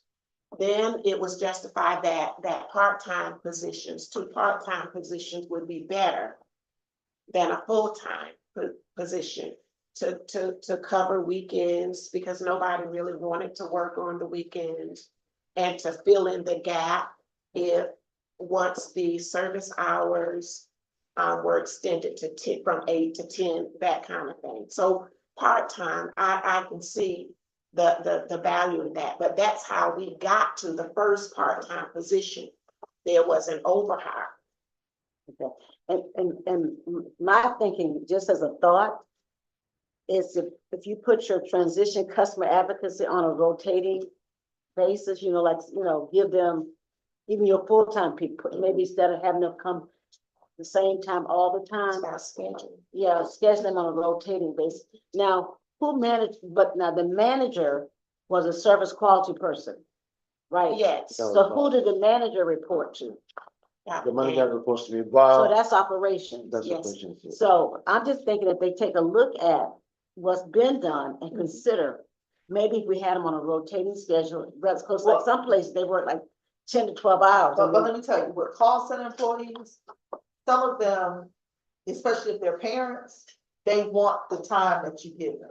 If you start rotating them around, you'll lose. But I'm just saying as a, but you can figure that out in a way that sometimes some people want to be off at Yeah, a certain time, sometimes. even with children. Yeah. You If see I the- can explain, currently, that's what it is, the way you're saying it. No one had a set day of, they're rotating them all the time. And that has been an issue, like, that they said, they wanted a fixed schedule, they don't. Because we, every week they have a different schedule. And that's why most of the turnover ratio is high. People cannot just plan around their family lifestyle, so they just walk away. So they're currently on a rotating schedule. Yeah. Okay, The goal in a call center is to make the call center employees so comfortable that they put up with the crap on the phone and don't leave. Yes. So, you have some people who wanna work early morning to early afternoon. right. Then you got some people wanna come in late morning to late afternoon, and you give those people those schedules that they ask for in the hopes of longevity. It's really hard keeping those. Well, and one problem with Pat and the call center and Dr. Manny is addressing this and has started that is call center were taking calls that the supervisors or dispatchers should have been taking. Mhm. And so there was a communication board, but he's been aggressively working and has dealt with that. So that was a lot of the burden on the call center staff. And I'm Yeah, thinking, an escalation policy, to have an escalation policy and allow that difficult call to be escalated to the second round of person who, can take it. And that's what they. Everybody can't take being person. I well, did a transformation, part of the project to you. It's, I think it's definitely sent it to you. So it's called call center transformation, where all the calls will be sent to the right place and all the training is all in there. If you have a minute to review it. yeah, Oh, y'all look. yeah, but that was, Belly, will you print it for me? but that was gonna be one of my other suggestions. Project two. When a call center person is on the phone a certain hours with one customer, they should have someplace to send them. That's exactly. Okay, and then the last page on page 122 is on-demand driver, on-demand service manager, new, dispatcher, new. So for micro transit, you're gonna need a dispatcher just for micro transit, Yes. as long as in the pilot stage. Well, this is a part of that money that we're banking on from stage 2 Mhm. to support.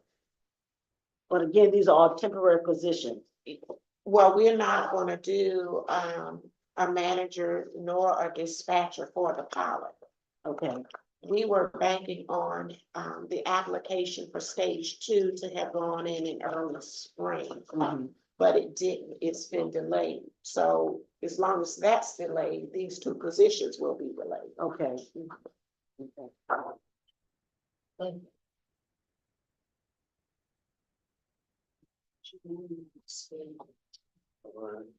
Bridge. Yeah, that's it. Tell them I said hi and I'll love to meet them. So we at, start with the budget. It's balanced. The feedback received today has been very helpful. And I know if there's any additional feedback, the board members will send it. This is not new information. It's just the bottom line has changed. Took the feedback from the first workshop, incorporated it, moved some things around, took some things out.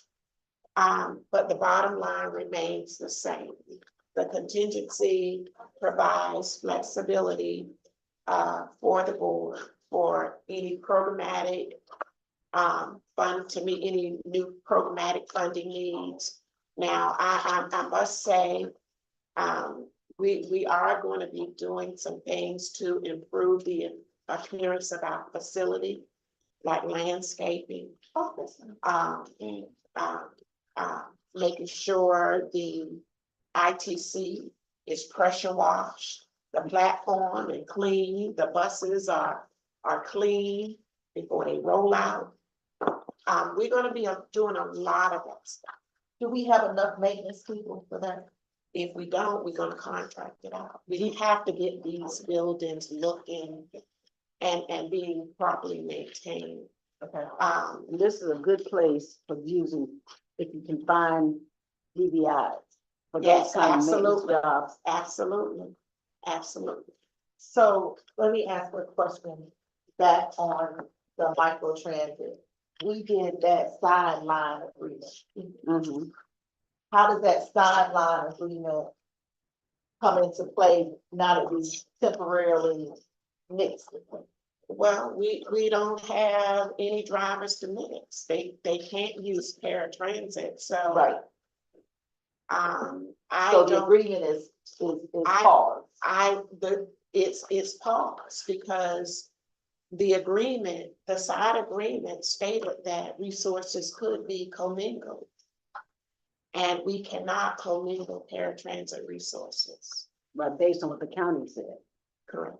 Okay, so now, and the customers have gotten used to some type of microtransit. Oh, it's not in, for a long period of time. We're hoping to have operators in here. But how we communicate, 'cause I'm just hearing it now, and how we communicate. We put the alerts out through our communications team. Mhm.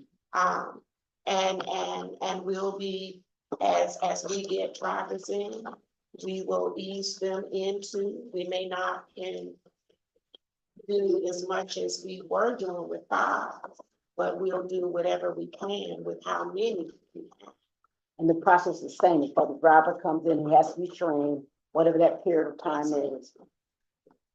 So now, but now, paratransit, I'm gonna ask this again.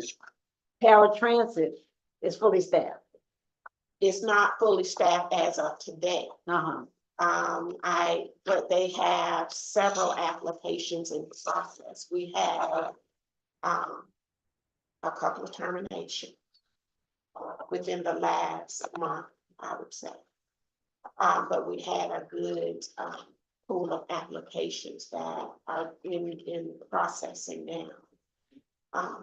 Dr. Manning, how many do you We have have in 5. class? We have 5 vacancies and 3 coming into the next class. 5 what? Vacancies. And 5. 3 in class.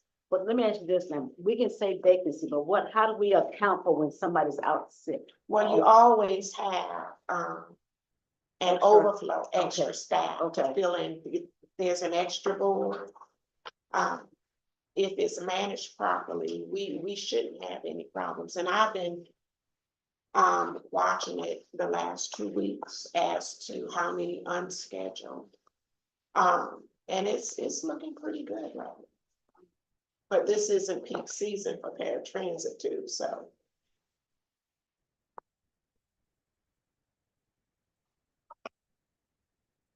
Okay. So we're going to, y'all are gonna finish working out the whole kinks with the jobs. And then microtransit is paused. Okay, And we'll know when, you'll let us know when, I will. whenever you're getting close to doing what you think you need to do.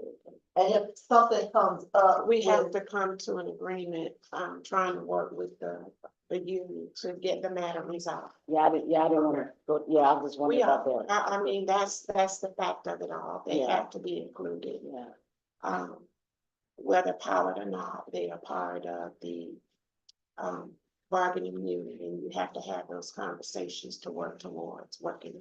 but when you say they're temporary. Well, I was just thinking about existing, but we went through the whole bidding thing about, somebody wanting a good schedule, and that's why you had to go back and will we need to go back and renegotiate this side letter agreement? I think so, that's the Because- only answer. Yeah, because there's some stuff in here that we We can't do, we right, cannot honor. right. Okay. Cause I went, when I found this one, I found that. Mhm. So now, we back into hurricanes. Yes. Have we asked the people who plan to drive the bus for evacuations? Do they have a plan? Cause you know, one year, they got upset because they couldn't go home and get their family. So are they volunteering? And are they gonna have secondary plans in place to move their family while they're evacuating? Now, how it should work and what the call plans for, yes, it asks for volunteers first. And they are allowed ample time to make sure their families are taken care of. And then report back. And normally CAT is involved by getting people out of the danger area, Mhm. transportation. Right. To my understanding, that has pretty much worked smoothly. The key is to making sure that they have ample time to take care of their families Yeah, before reporting. because it, you know, Yeah, that it's one year was really, but do they get hazardous pay? I think they get overtime. They get Just OT. overtime? Okay. Yeah, they get overtime. And then a lot of times, if it's a national disaster or state, a lot of times FEMA or GMA will offer disaster pay, and we apply and get that, and we pay to those who actually work. But they're not riding in the storms, they don't get, you know, they just get overtime. They'll Get them from where they are to the, like to the civic center or places like that. Or It's mostly it's out of town. Statesboro. So they go Statesboro, they go Statesboro, Valdelia, Yeah, places Macon, stuff like that. And they usually get a gift card to use for, food. We can't do the gift card thing. What are they doing? Because they don't have a credit card. Um, Because when you do gift cards, you have to account for that. Right. It has to be a part of the W-2, so we're working better with SEMA, who governs all of that, to ensure that they are feeding places for whomever is working the disaster. Okay, and then how are they paying for the hotel? If they have to stay overnight, then we would handle that prior to, Okay, and use the credit card to do that. okay. Because. It one- was a nightmare, and I wasn't here, but Yeah. I understand it was a nightmare with receipts and this and that, Well, one year they did cash, yeah. and I didn't think that was, so the next year, I think they tried to do gift cards or something. Because, There was no accountability. yeah, there was no with accountability for the cash. that, Nor for the gift card. Well, thank you, staff, for hanging in there with us. But this is serious business. This is serious business right here. And we really want it done right. And we want to support you as you support staff and make it great possible. I will do that, of course, and I will support the Lord as I should. This is a united front. Thank you, Xfinity. For being around. Going into new business, we have property and casualty insurance binding information. You're not through, Ms. Hampton. Oh, that was the issue, but the deadline has passed. The deadline was 12 noon. Is that correct, Sam? So it's not applicable. Gotcha. I think it was a great meeting. Sure. We got a lot accomplished today. Much appreciated everybody's support. Next proposed date for budget adoption will be Thursday, June 27th at 4:00. Next Thursday. Next Thursday. Regular board meeting.